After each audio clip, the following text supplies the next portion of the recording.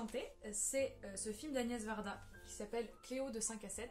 C'est un film qui a été réalisé en 1961 et c'est un film qui me tient vachement à cœur parce que il appartient au mouvement de la Nouvelle Vague en fait, qui est en gros un mouvement cinématographique de plein de cinéastes français pour changer radicalement le cinéma, où on change toutes les règles, la manière de filmer et tout ça.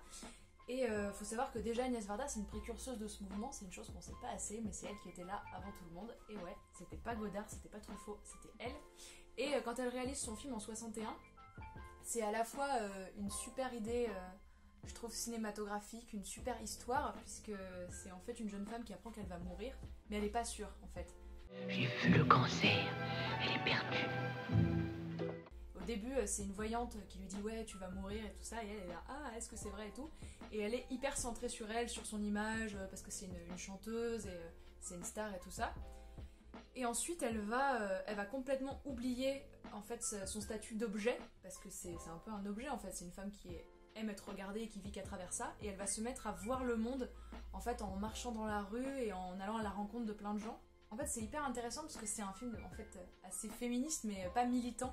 C'est assez subtil parce que c'est un film qui parle vraiment du regard en fait, de la femme en tant qu'objet et de la femme en tant que sujet. C'est-à-dire que elle, dans le film, le personnage principal, elle va passer de l'un à l'autre et c'est très malin, c'est très subtil, c'est bien filmé, c'est beau, c'est une histoire qui est belle et quand on aime Paris aussi, le Paris des années 60, c'est hyper intéressant parce qu'elle traverse plein de rues.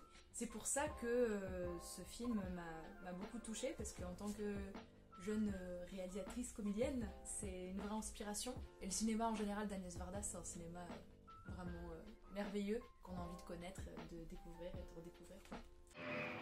C'est un cri d'amour. Voilà, donc si vous avez l'occasion de voir ce film, voyez-le, il est super bien. En tout cas, moi, il m'a beaucoup touchée. Et j'espère que l'histoire de Cléo vous touchera autant que moi. Salut!